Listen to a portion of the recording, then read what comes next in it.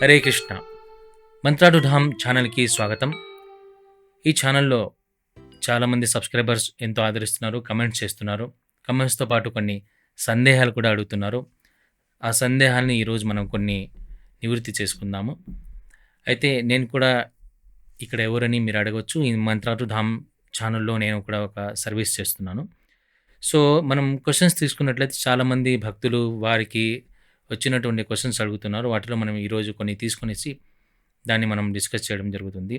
అంతకంటే ముందు ఆదరిస్తున్న వాళ్ళకందరికీ ధన్యవాదాలు. సబ్‌స్క్రైబర్స్ చేసుకున్న వాళ్ళకందరికీ ధన్యవాదాలు. కమెంట్స్ చేస్తున్నారు. చాలామంది ఎంకరేజ్ చేస్తున్నారు.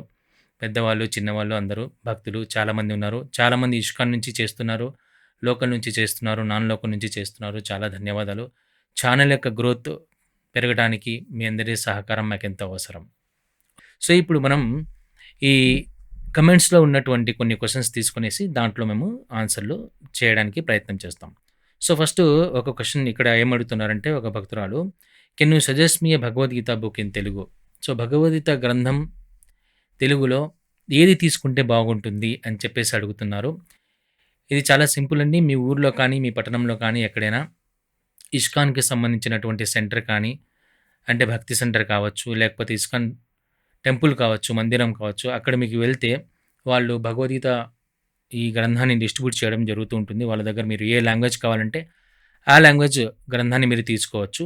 భగవద్గీత మాత్రమే కాదు, ఇంకా అక్కడ మీకు భాగవతము, చైతన్య చరితామృతం, వివిధ రకాల శ్రీల ప్రభుపాద రాసినటువంటి చాలా మీకు పుస్తకాలు అక్కడ మీకు దొరకడం జరుగుతుంది. ఒకవేళ మీ పట్టణంలో కావచ్చు, మీ గ్రామంలో ఇస్కాన్ మందిరం లేకపోతే ఇదే ఛానల్‌లో డిస్క్రిప్షన్‌లో కింద ఆన్‌లైన్‌కి సంబంధించినటువంటి ఒక లింక్ ప్రొవైడ్ చేస్తున్నాము. అక్కడి నుంచి మీరు కావాలంటే పర్చేజ్ చేయొచ్చు. హరే కృష్ణ. సో, తర్వాతి క్వెషన్ మనం చూస్తుంటే, కుర్చీలో కూర్చొని జపం చేయవచ్చా? లేదా ఇంకా భోజనం తర్వాత జపం చేయవచ్చా? అని చెప్పేసి ఒక మాతాజీ అడిగింది. నేను ఇందులో పేర్లు రాయడం లేదు. సో, ఓన్లీ క్వెషన్స్ మాత్రమే తీసుకున్నాను. ఎందుకంటే ఈ క్వెషన్స్ వాళ్ళ ద్వారా చాలామందికి ఆన్సర్ దొరకడం జరుగుతుంది.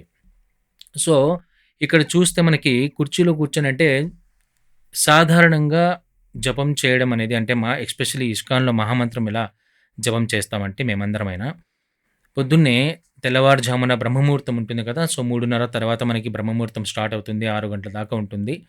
సో, సాధారణంగా మేమైతే ఏం చేస్తామంటే 4:30 నుంచి 6, 6:30 వరకు జపం చేయడం జరుగుతుందనమాట. అంటే ప్రిఫరబుల్ టైమ్ వచ్చేసి ఎర్లీ మార్నింగ్. ఓకే. సో, దాని తర్వాత మీకు ఒకవేళ అప్పుడు కాకపోతే ఎవరికి కాదు అంటే సాధారణంగా ఈ సెకండ్ షిఫ్ట్ కానీ, థర్డ్ షిఫ్ట్ లేకపోతే మన షిఫ్ట్ సిస్టమ్‌లో ఉంటారు చాలామంది జాబ్ చేసుకుంటూ.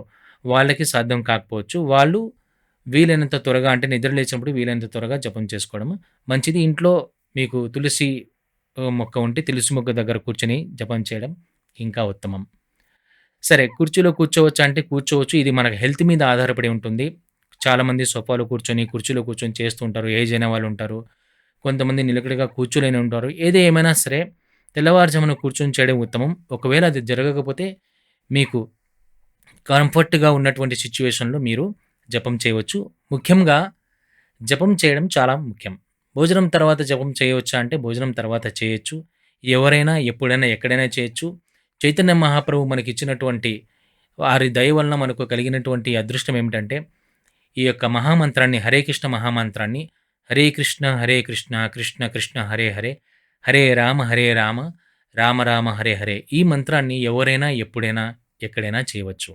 దీనికి రిస్ట్రిక్షన్స్ ఏమీ లేవు. చిన్నవాళ్ళు, పెద్దవాళ్ళు, మాతాజీలు, ముసలివాళ్ళు ఎవరైనా చేయవచ్చు. హరే కృష్ణ. సో, తర్వాతి మనం ఒక ప్రశ్న తీసుకుందాం ఇక్కడ. ఇస్కాన్‌లో ఎలా జాయిన్ అవ్వవచ్చు అని చెప్పేసి ఒక మాతాజీ అడుగుతున్నారు. వీళ్ళు ప్రాబబ్లీ నాకు తెలిసి స్టూడెంట్స్ అనే అయితే నేను అనుకుంటున్నాను. ఇస్కాన్‌లో జాయిన్ అవ్వడం అంటే కృష్ణ భక్తి చేయడానికి ఇష్టపడుతున్నారని అర్థం. సో, దానికి మీరేం లేదు. మీ దగ్గరలో ఉన్నటువంటి ఇస్కాన్ మందిరానికి మీరు వెళ్తే అక్కడ ఉన్నటువంటి సీనియర్స్ కావచ్చు, లేకపోతే అథారిటీ వాళ్ళు కావచ్చు, అడ్మినిస్ట్రేషన్ వాళ్ళు కావచ్చు, మీకు గైడ్ చేస్తారు. వాళ్ళు చెప్పినట్లు మీరు నడుచుకుంటూ వెళ్తే భక్తి మీకు స్టార్ట్ అయిపోతుంది. మీరు కృష్ణ కాన్షియస్‌నెస్‌లో ఉన్నట్టే లెక్క. హరే కృష్ణ. ఇంకొక కమెంట్ ఇలా చేస్తున్నారు. ఇస్కాన్‌లో జపంలో ప్రతి మాలకి మంత్రం ఏమన్నా చెప్పాలనా? అంటే మనం సాధారణంగా జపం చేస్తాం కదా! సాధారణంగా మనం జపం చేస్తున్నప్పుడు మాల ఇలా ఉంటుంది. సో, దీనికి సంబంధించినటువంటి ఒక వీడియో కూడా ఉంది. మాతాజీ చేశారు. సో, ఇక్కడ మనకి గురువు లేదా కృష్ణ పూస అనేది ఉంటుంది. సో, తర్వాత మనం జపం అంతా చేసి మళ్ళీ ఇక్కడికి తిరిగి వస్తాం. ఈ మాల జపం అంటే ఇదంతా చేస్తే ఒక మాల అనమాట. సో, ఈ జపం చేసే ముందర మనం ఒక మంత్రం చెప్తాము. ఆ మంత్రం ఏంటంటే పంచతత్వ మంత్రం అంటాం. జై శ్రీకృష్ణ చైతన్య ప్రభు నిత్యానంద శ్రీ అద్వైత గదాధర శ్రీవాసాది గౌరభక్త వృంద అని చెప్పేసి జపం స్టార్ట్ చేస్తాము. ఇదంతా మనకి చేయడానికి 5-7 నిమిషాలు పడుతుంది. దాని తర్వాత మళ్ళీ రెండో రౌండ్ మనం చేస్తున్నప్పుడు ఇలా తిప్పేసిన తర్వాత మళ్ళీ ఆ మంత్రం చెప్పేసి చేస్తాం. అంటే ప్రతి మాలకి ఒకసారి ఆ మంత్రాన్ని చెప్పడం మంచిది అని చెప్పేసి. దాని ద్వారా ఏమవుతుందంటే మనం గురువు యొక్క కృప మనకి ఉంటుంది. దాని ద్వారా మనకి కృష్ణ భగవానుని యొక్క కృప, గురువు కృప ఉంటే మనకి మనం చేస్తున్నటువంటి మాల చాలా కాన్సంట్రేషన్‌గా కొంచెం శ్రద్ధతో చేస్తాము. అది అక్కడ. హరే కృష్ణ. తర్వాత జపమాలతో జపం చేసేవారు నాన్ వెజ్ ఒకవేళ తింటూ ఉంటే ఎట్లా అని చెప్పేసి ఒక భక్తులు అడుగుతున్నారు. ఇక్కడ ప్రాబ్లమ్ ఏంటంటే మన దగ్గర సాధారణంగా నాన్ వెజ్ తింటూ ఉన్నాం కదా అని చెప్పేసి జపం చేయడము మానేసి, భగవద్గీత చదవడం మానేసే వాళ్ళున్నారు. మందిరానికి పోయేవాళ్ళు కూడా తక్కువైపోయారు. సో, ఈ మూఢనమ్మకాల ద్వారా ఏమవుతుందంటే, ఉన్న కాస్త భక్తి కూడా చేయలేకపోతున్నామనమాట. సో, అవన్నీ కొంచెం పక్కన పెట్టేసి, తెల్లవారుజామున లేసి, ముందు మామూలుగా ఈ మాల తీసుకొని జపం చేయడం అంటే, ఈ మహామంత్రం ఏదైతే ఉందో, హరే కృష్ణ మహామంత్రము. ఈ మంత్రం మీకు ఎక్కడైనా దొరుకుతుంది. నెట్‌లో వెతికినా దొరుకుతుంది. లేదా మా ఛానెల్ ఒకసారి చూస్తే జపం ఎలా చేయాలనో కూడా ఉంది. సో, దీని ద్వారా మీరు జపం ముందు స్టార్ట్ చేయడం ముఖ్యం. ఓకే. సో, నాన్ వెజ్ తింటున్నామా, నాన్ వెజ్ తినడం లేదా, ఏ వర్క్ చేస్తున్నామో, జాబ్ ఇది చేస్తున్నామా, ఇవన్నీ ఏమీ అవసరం లేదు. చైతన్య మహాప్రభు చెప్పినట్లుగా ఎవరైనా, ఎక్కడైనా, ఎప్పుడైనా ఈ జపం అయితే చేసుకోవచ్చు. హరే కృష్ణ. మరొక ప్రశ్న ఒక భక్తురాలు ఇలా అడుగుతున్నారు. జపం చేస్తున్నప్పుడు వేరే ఆలోచనలు రాకుండా ఏం చేయాలి? ఐ థింక్ ప్రభు అడుగుతున్నట్టున్నారు. సో, జపం చేస్తున్నప్పుడు వేరే ఆలోచనలు లేకుండా అంటే కాన్సంట్రేషన్‌గా దాని మీద స్కోప్ పెట్టేసి, దాని మీద మనసు పెట్టి, ఈ జపం ఎలా చేయాలని చెప్పేసి అడుగుతున్నారు. ఇప్పుడు మన మనసుని మనం కంట్రోల్ చేయడం చాలా కష్టం. ఈ విషయం మనకి భగవద్గీతలో కూడా వస్తుంది. కృష్ణ భగవానుడు, అర్జున్ మధ్య సంభాషణ జరుగుతున్నప్పుడు మనసుకి సంబంధించినటువంటి సంభాషణ వస్తుంది. మనసుని కంట్రోల్ చేయడం చాలా కష్టం. అలా అని చెప్పేసి మనం వదలకూడదు. సో, ఏం చేయాలంటే మనకి నవవిధ భక్తిలో శ్రవణం అనేటువంటి ఒక భక్తి విధానం ఉంది. అంటే వినడం అనమాట. మనం జపం చేస్తున్నప్పుడు ఎలాగో మనం ఆ జపాన్ని ఉచ్చరిస్తాం. హరే కృష్ణ, హరే కృష్ణ, కృష్ణ కృష్ణ హరే హరే, హరే రామ, హరే రామ, రామ రామ హరే హరే అని చెప్పేసి మనం జపాన్ని ఉచ్చరించినప్పుడు ఆటోమేటిక్‌గా మనం వినడం కూడా జరుగుతుంది. కాకపోతే మనం వింటూ వేరే ఆలోచన చేయకుండా ఆ జపం యొక్క మంత్రం ఏదైతే వింటున్నామో దాని మీద మనం కాన్సంట్రేషన్ పెడితే అప్పుడు మనం కేవలం జపం యొక్క మంత్రం మాత్రమే వింటాం. సో, దీని ద్వారా మనం చాలా వరకు మనసుకు అంటే ఎటో ఎటో ఆలోచనలు వచ్చే ఏవేవో ఆలోచన వచ్చే మనసుని కొంతవరకు మనం కంట్రోల్ చేయవచ్చు. ఇవి కాకుండా శ్రీల ప్రభుపాద్ వారు రాసినటువంటి చిన్న చిన్న పుస్తకాలు చాలా ఉన్నాయి. చిన్న పుస్తకాలు. చాలా సులభంగా ఒక వారంలోనే మనం మొత్తం పుస్తకం అంతా చదివేయొచ్చనమాట.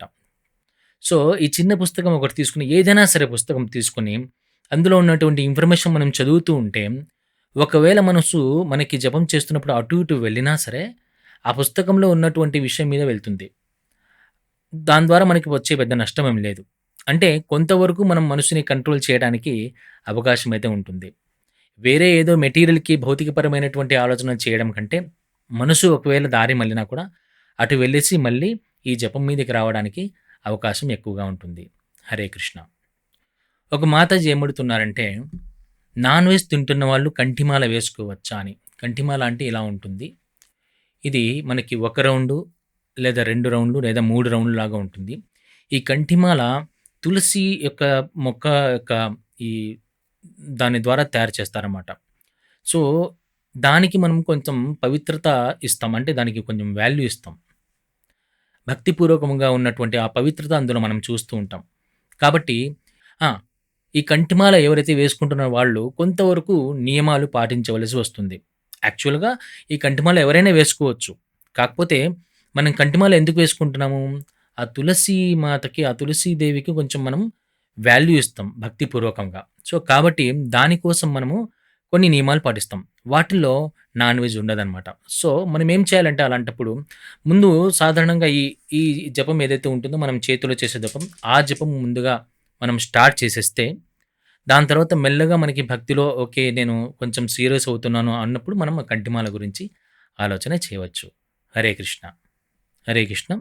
సో, ఇంకొక క్వెషన్ మనం 1, 2 క్వెషన్‌లు తీసుకొనేసి ముగిద్దాము. సో, హరే కృష్ణ, నేను హాస్టల్‌లో ఉంటున్నాను. ఆ హాస్టల్‌లో ఆనియన్ గార్లిక్ యూజ్ చేస్తున్నారు. హాస్టల్‌లో ఆనియన్ గార్లిక్ యూజ్ చేస్తున్నారు. నేను తులసి అంటే ఈ కంఠిమాల వేసుకోవచ్చా అని చెప్పేసి ప్రశ్న అడుగుతున్నారు. దీనికి జవాబేంటంటే, కొన్ని హాస్టల్‌లు మనకి వెజిటేరియన్ హాస్టల్స్ ఉన్నాయి. సో, వాటిల్లో మీరు జాయిన్ అవ్వడానికి ప్రయత్నం చేయండి. ఒకవేళ అది వీలు కానప్పుడు మనకి ఆనియన్ గార్లిక్ ఎందుకంటే ఇది కలెక్టివ్‌గా వాళ్ళు ఉంటారు కాబట్టి కష్టంగా ఉంటుంది. లేదా మీరు ఉన్నటువంటి ప్లేస్‌లో చుట్టుపక్కల భక్తులు కానీ, లేకపోతే ఇస్కాన్‌కి సంబంధించినటువంటి సంస్థ ఏదైనా ఉంటే, మందిరం కానీ, భక్తి సెంటర్ కానీ ఉంటే, వాళ్ళతో మీరు అసోసియేషన్ అవుతే, వాళ్ళ దగ్గరగా ఉండటానికి మీకు అవకాశం దొరుకుతుంది. అది కూడా మీకు వీలవ్వకపోతే, మీరు ఆ హాస్టల్‌లో ఉండాల్సిందే, ఆనియన్ గార్లిక్ ఉన్నటువంటి హాస్టల్‌లో ఉండాల్సిందే అని మీరు అట్లా మనకి వీలు కాకపోతే, మీరేం చేయాలంటే, సాధారణమైనటువంటి అంటే, మీ మామూలుగా జపం ఏదైతే చేస్తామో, ఈ జపాన్ని ముందు స్టార్ట్ చేయండి. అంటే, అందులో మీకు జపంలో ఏమవుతుందంటే, మీరు భక్తిలో వృద్ధి పొందడానికి అవకాశం మీకు దొరుకుతుంది. అంటే, ఫస్ట్ మనకి మనం భగవంతుని వైపుకు ఒక అడుగు వేస్తే, భగవంతుడు మనకి 10 అడుగులు ముందు వేసి, అతనే మనకి దారి చూపిస్తారనమాట. సో, ఈ విషయంలో కూడా మీరేం చేస్తారంటే, మీ ప్రార్థనను అంటే, మీ బాధని భగవంతునితో చెప్పుకునేసి, ఇదిగో ఇలా ఉంది సిట్యుయేషన్. నాకు భక్తుల యొక్క సాంగత్యంలో ఉండటానికి అవకాశం ఇవ్వని చెప్పేసి మీరు ప్రే చేస్తూ, భగవంతునికి ప్రార్థన చేస్తూ, సాధారణమైన జపం స్టార్ట్ చేయండి. ఎర్లీ మార్నింగ్ లేవండి. జపం చేస్తూ పొండి. దానంతట అదే మీకు దారి దొరుకుతుంది. ఓకే. సో, ఎందుకంటే కొన్ని సిట్యుయేషన్స్ మనం మన చేతిలో ఉండదనమాట. అలాంటప్పుడు వాటిని మనం భగవంతుని మీద భారం వేసి, మన యొక్క ఇంట్రెస్టు మనం భగవంతునికి చెప్పుకోవాలనమాట. ఓకే. హరే కృష్ణ. హరే కృష్ణ. ఒక ప్రభు ఇలా అడుగుతున్నారు. భగవంతుడు ఈ ప్రపంచాన్ని ఎందుకు సృష్టించారు? ఇది దుఃఖాలయమని చెప్తున్నారు కదా! అలాంటి దుఃఖాలయాన్ని భగవంతుడు ఎందుకు సృష్టి చేయాలి అని చెప్పేసి అడుగుతున్నారు. భగవంతుడు మనమున్నటువంటి ఈ ప్రపంచాన్ని మాత్రమే సృష్టి చేయలేదు. సమస్త విశ్వాన్ని కూడా సృష్టి చేశారు. అందున ఈ భూలోకం కూడా ఒకటి. సాధారణంగా మనం చూసినట్లయితే ఒక గవర్నమెంటు ఒక రాజ్యాన్ని పరిపాలన చేస్తున్నప్పుడు అందులో హాస్పిటల్సు, తర్వాత రైల్వే స్టేషన్స్, అదేవిధంగా పోలీస్ స్టేషన్స్, జైళ్ళు ఇవి కూడా పెట్టడం జరుగుతుంది. దాని అర్థం అందరూ జైల్లో ఉండమని, అందరూ హాస్పిటల్‌లో పొమ్మని కాదు. జైల్లో ఎవరు వెళ్తారంటే తప్పు చేసిన వాళ్ళు వెళ్ళడం జరుగుతుంది. అలాగే భగవంతుని మొత్తం సృష్టిలో ఈ భూలోకం కూడా ఉంది. ఈ భూలోకంలో మనకిక్కడ ఎస్పెషల్లీ కలియుగం దుఃఖాలయం అశాశ్వతం అని చెప్పడం జరిగింది ఈ లోకానికి. అంటే మనం ఆ దుఃఖానికి సంబంధించినటువంటి కర్మ ఏదైతే మనం ఒకవేళ చేస్తామో, దానికి సంబంధించినటువంటి కర్మ మనం అనుభవించడానికి ఇక్కడ రావడం జరుగుతుంది. భగవంతుడు ఏం చెప్తున్నాడంటే, మమైవాంశ జీవలోకే జీవభూత సనాతనః. ఇక్కడున్నటువంటి జీవులందరూ కూడా తన యొక్క అంశలే. అంటే భగవంతుడు ఎలా ఆనందంగా ఉన్నారో, మనం కూడా ఆ ఆనందానికి అర్హులం. కాకపోతే మనం ఆ ఆనందం ఎప్పుడైతే వద్దనుకున్నామో, ఈ భూలోకంలో ఎక్కడో మనం ఉండటానికి ఇష్టపడినప్పుడు భగవంతుడు కూడా దానికి ఏర్పాటు చేయడం జరిగింది. ఆ ఏర్పాటులో ఈ ప్రపంచం కూడా ఒకటి. ఈ ప్రపంచం దుఃఖాలయం అని చెప్పేసి భగవంతుడు చెప్పడం జరుగుతుంది. సో, నేను మీ ప్రశ్నలకి దాదాపు సరైన జవాబు చెప్పాననే అనుకుంటున్నాను. మీకు ఏదైనా సరైంది అని అనిపిస్తే మీరు కమెంట్ చేయవచ్చు. ఒకవేళ ఇంకా మీకేదైనా సందేహాలు ఉంటే మీరు కమెంట్ చేయవచ్చు. మా ఈమెయిల్ ఐడీ ఉంది m2dham@gmail.com. దానికి మీరు కావాలంటే ప్రశ్నల్ని మీరు ఈమెయిల్ చేయవచ్చు. లేదా మీరు ఏదైనా పర్సనల్‌గా అడగాలి అనుకున్నా కూడా మీరు ఈమెయిల్ చేయవచ్చు.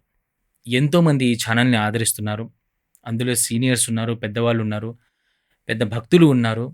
భక్తిలో ఎంటర్ అవ్వాలి అనుకున్న వాళ్ళు ఉన్నారు. చిన్నవాళ్ళు ఉన్నారు, పెద్దవాళ్ళు ఉన్నారు. అందరికీ వారి జీవితాలలో భగవంతుని పట్ల భక్తి ఇంకా అభివృద్ధి కావాలని కోరుకుంటూ మంచి వీడియోలతో మళ్ళీ కలుస్తాం. హరే కృష్ణ.